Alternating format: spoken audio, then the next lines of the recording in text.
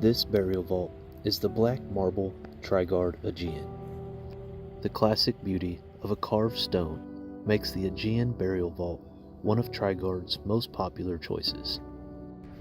Our vault company has been servicing Trigard burial vaults for the past few months, and this is the process of setting a committal service using a Trigard burial vault.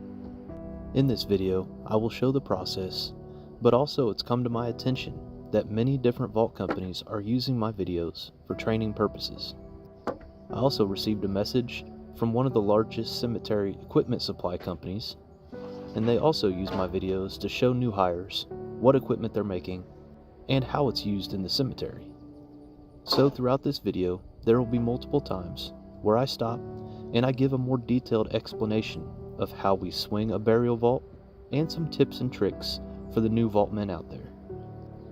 While the main purpose for my channel is general education in the burial vault industry and funeral industry in general, I also want to make it more accessible for new burial vault employees to have a place to go to view how the job is done and tips and tricks along the way. Training in this line of work can be difficult, especially in our area where we drive over 2 hours at times for a committal service, meaning each vault tech usually only does one service per day and at times 2 per day. That being said, a new hire will only have a chance to place the vault on the platform once per day, swing the vault once per day, and set the tent one time a day. Being able to find videos such as this, see how the process is done, and in a condensed form, and go through everything this job entails. So stay tuned if you want to learn more about the setup process for a committal service, and if you're a vault man, later on in this video, I've got some tips for swinging a burial vault.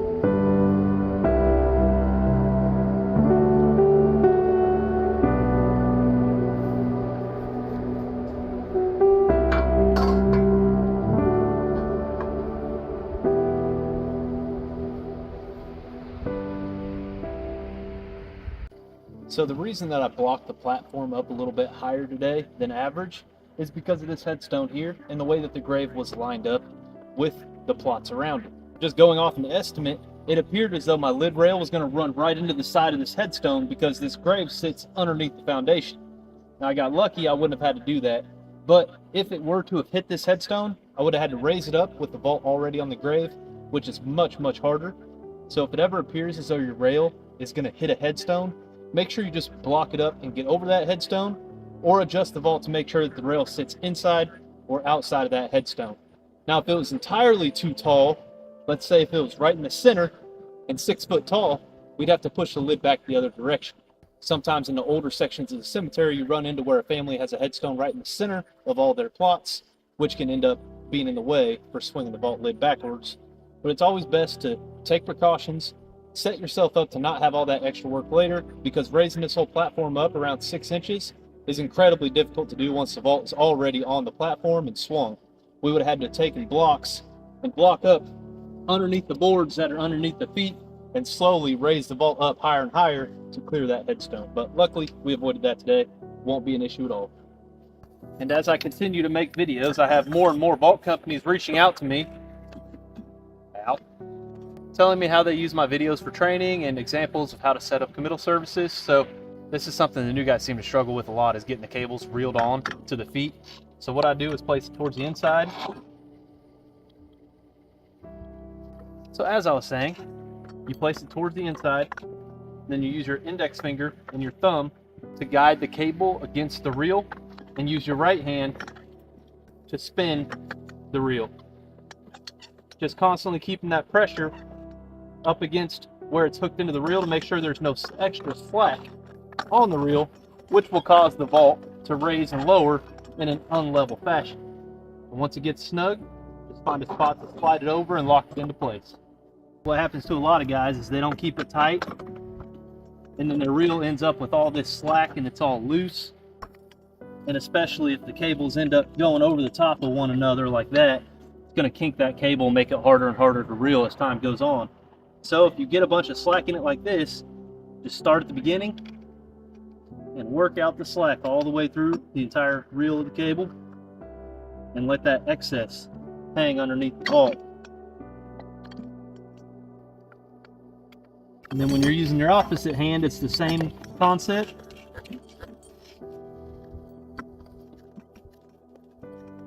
Get the mud off of it, and then keep it in line with the edge of the reel with your right hand. Spin it with your left. And eventually, you'll get good at it and you don't have to go slow.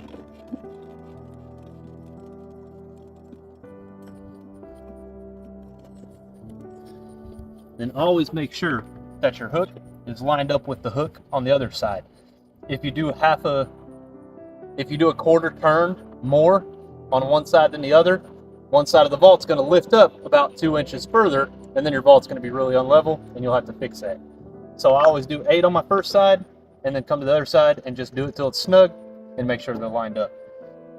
All right, so our reels are done. The last thing I'm going to show today is how we actually swing the vault. Now at this moment, if you had the vault too far to one end or too far to one side, you can move the cables all the way to the left on both, and the vault will shift to the right. If it's too far to the far end, we can move our feet back and then reel, and it will slide the vault towards this side. That's where the term swinging the vault comes into play, because you can swing it side to side or swing it end to end.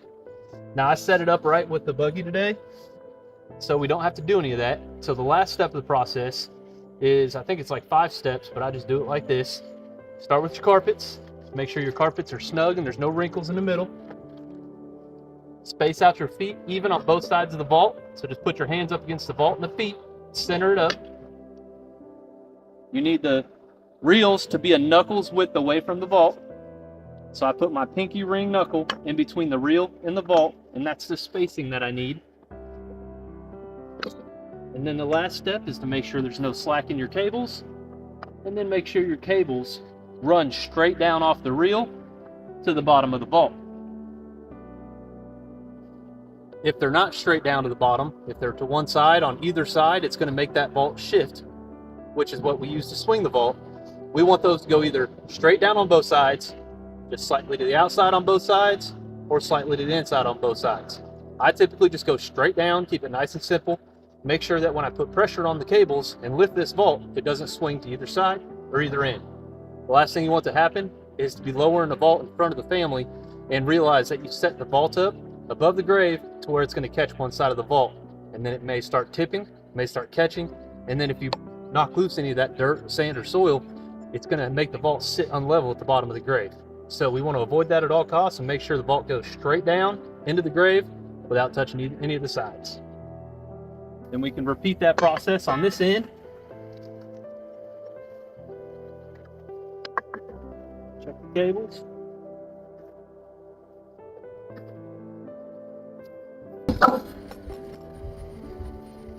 And now that we made sure we've completed all our steps in the swinging process, When we attach the one-man bar and lift this vault off the platform, it should not move to either side or to either end of the platform.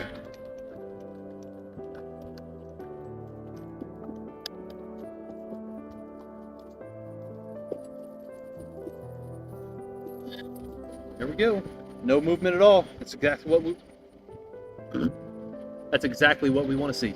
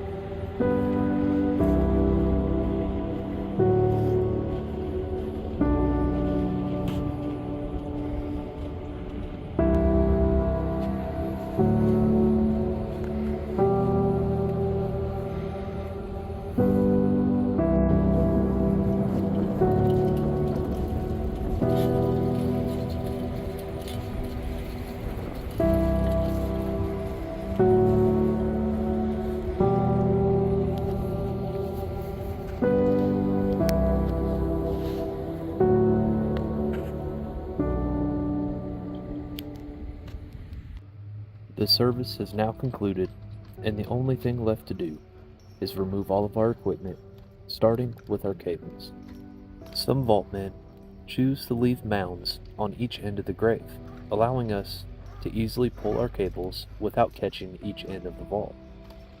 Personally, I choose to place a cross in the bottom of the grave after verifying that the person was of Christian faith. The cross serves the same purpose as the mounds on each end. It raises the burial vault up just about an inch or so, allowing the hooks on the cables to pass by the ends of the vault. Now that all my equipment has been removed, the grave diggers can come in and backfill the grave. And this concludes the process of setting a Trigard Aegean. Thank you for watching, and I hope you found this video educational and informational. Take care, and God bless.